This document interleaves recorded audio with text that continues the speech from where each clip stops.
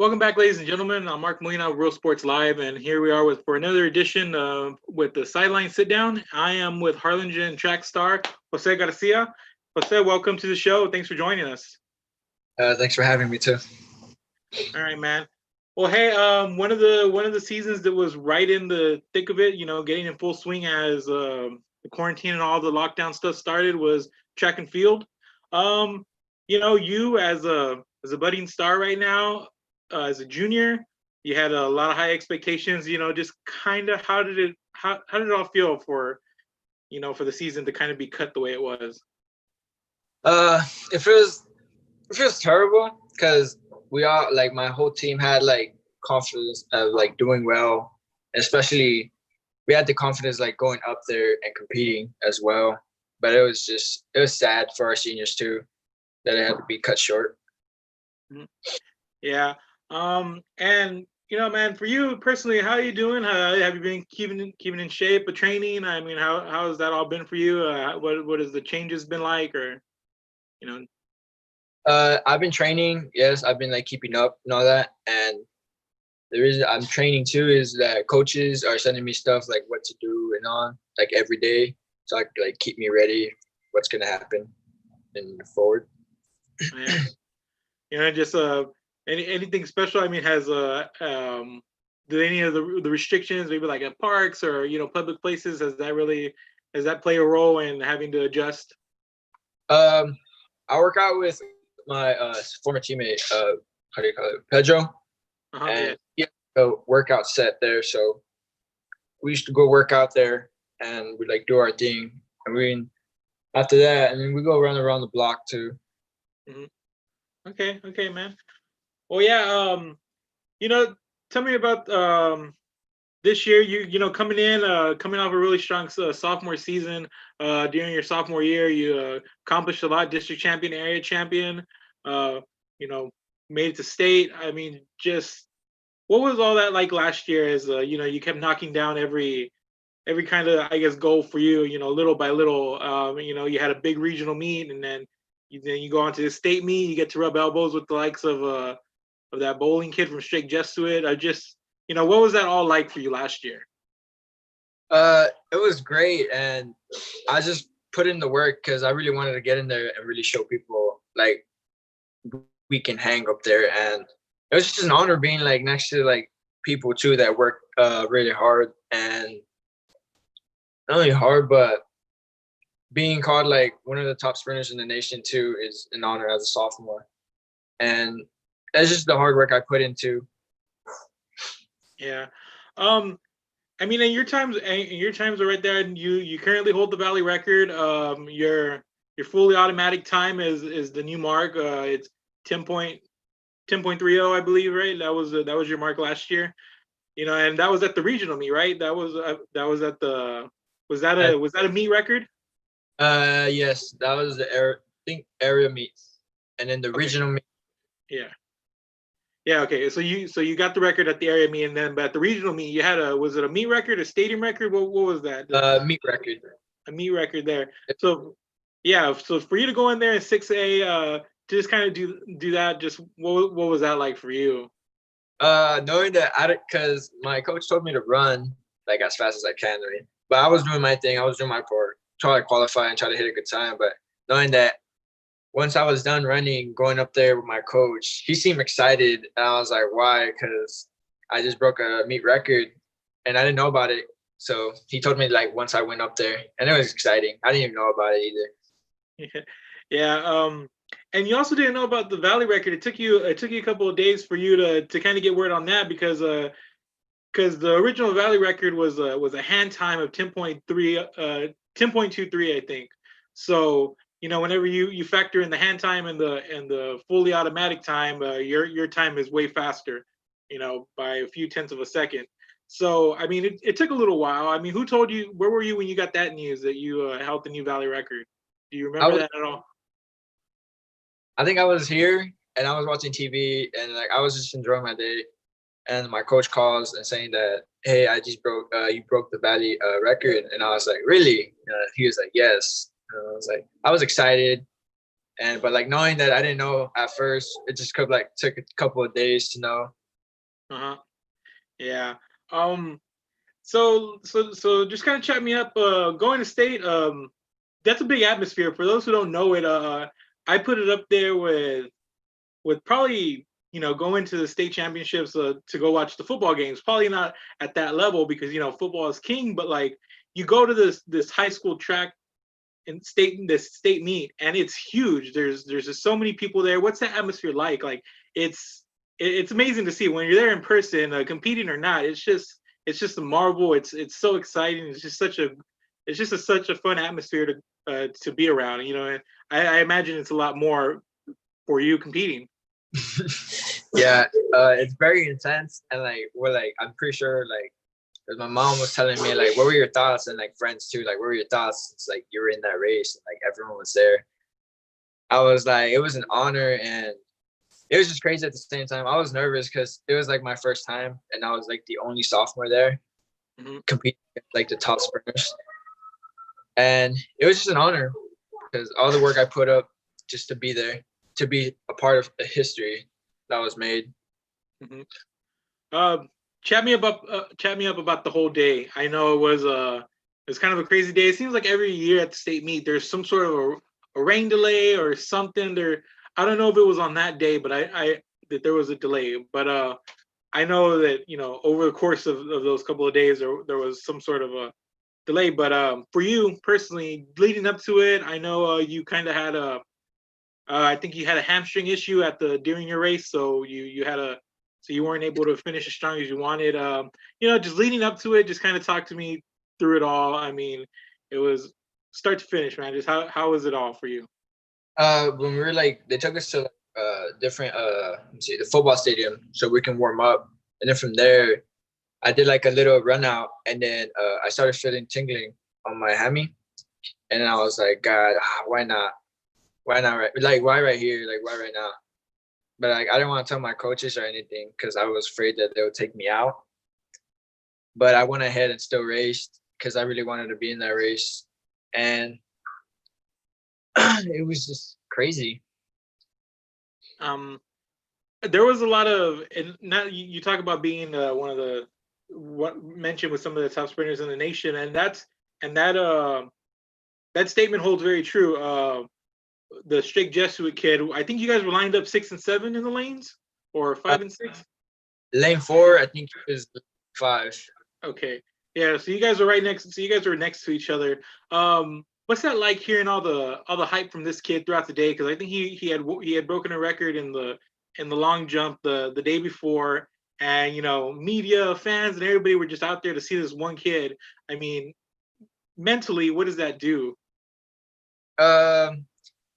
I don't know, but like it brings like, I guess, the joy in people, and like what like kids can do like at this age and like in high school too, and knowing that like kids can fly like this kid, and it's crazy standing next to him too.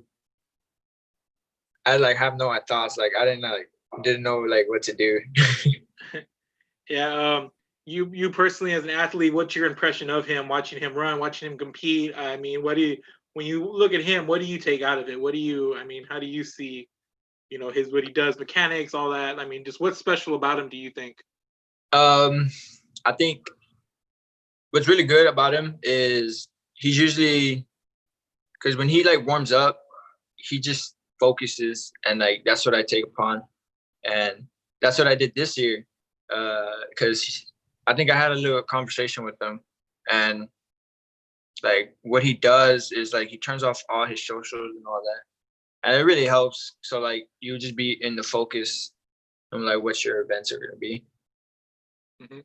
But watching the race before you had your hammy issue and you slowed down, about almost midway through, I mean, it seemed like you were right there. I mean, before that happened, I mean, did you feel like your takeoff was good when you were in the blocks? I mean, just how did that all feel? Right before your issue.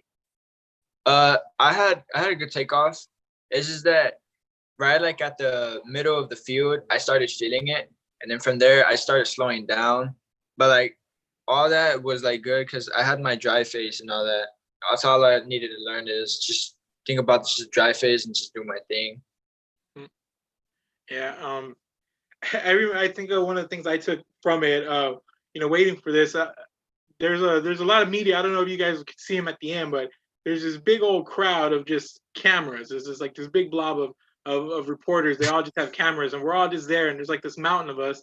There's people laying down. There's people, standing up. There's just people everywhere. And then adding that to the rest, it just seemed like it was amplified because you had this one kid. So it just seemed like it was that and double double all that. It was just kind of madness. Everybody was kind of waiting for this race. Yeah. This one race, they had seen them, they got a taste of them throughout the whole day, but it seemed like everybody was waiting for the dash. And just to be a part of that, how does that motivate you, coming back for next year? Because you're fortunate you don't lose your senior year. Unfortunately, you did lose this junior season, but I mean, how does that kind of motivate you for next year? We just work really hard and coming strong, like fixing the little things too, especially like blocks and dry phases and form, because form is like very important. So just the little things to work on. Okay. I know you mentioned your coach, Fran Ambrisa, earlier. What's the relationship like with him? He calls you Bionic. A lot of people, I think, people call you Bionic. What's behind that? Why are you the Bionic Man? Well, how it happened first is it was in Gutierrez, and everyone would always call me Bionic because they didn't know me as my real name. So I started getting like a lot of attention from people. So that's when some high schoolers, like I guess it was, I don't know who it was, but they went to go tell Breeze, and they're like, "Let's go see Bionic," because on his last meet. And he was like, okay, because he was like wondering who this kid is because everyone was talking about it. But that's where like it came from and all that in like middle school. Yeah. So yeah. So I mean, so you're no stranger to the attention and whatnot. Just what was it? Was it different for you? I mean, you go out there and you're there as you're a kid in middle school, and then you're getting this attention from these varsity coaches. You got a nickname, kind of a little legend starting for yourself there. I mean, what's that like as a kid? As an athlete. It's good, and like more confidence too. Like, oh, like I want to do this because I'm like starting to get people's attention, and like knowing that I can do this too, and I can like grow. Okay. So football, excuse me, soccer is your secondary sport. You play some soccer, correct? Or are you all track right now? I mean, just what did you play soccer? I played soccer my junior year for a little bit. Okay. But here, I'm just gonna focus on straight track. Okay. Yeah. So, I mean, what about soccer? I mean, I know you enjoy it. Obviously, you play it. Did you forwent football to obviously concentrate on track and soccer? I mean, just was there a reason for that? I mean, people look at you, they look at your size and your speed and the Harlingen. They're like, well, why isn't this kid playing football? Does that question ever come up for you? I mean, I have people come up to me and like say like, why won't you play football and all that? I mean, I used to play football. I love the sport, but for me, I think I have high hopes on track because like my goal is just to aim on track because I feel like I have a lot of opportunities in track. But I love football and it's always there for me, but I kind of love like track more. So not just a sprinter, you do jumps and stuff as well. Just how was I know you qualified to regionals at least, right? Last year in the long jump? Yes. Yeah.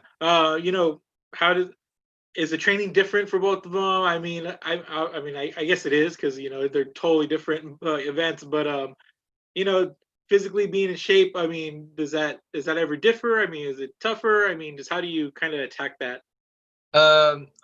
It's very different because you got to get some steps in, and even my coach, like even the little things like because you're hitting on the board, and sometimes like the original like I went to Texas Relays and like the board is way different.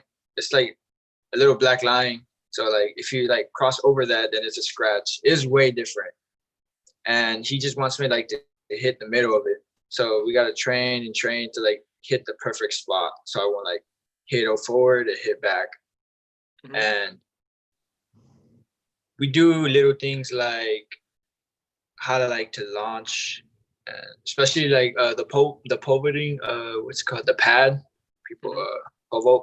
We use that to like launch ourselves or like do some forms to help us out when we're gonna land in the sand. Uh-huh. Okay. Um, and how was the did you got a couple of meets in before we went on lockdown? Is that right? Yes. How was that going early on for the season? I mean, the little taste that you got of it. I mean, how was it shaping up for you? How do you feel? I mean, how do you feel you were performing early on? Uh, very well, and I didn't like like how the season ended, but I didn't really um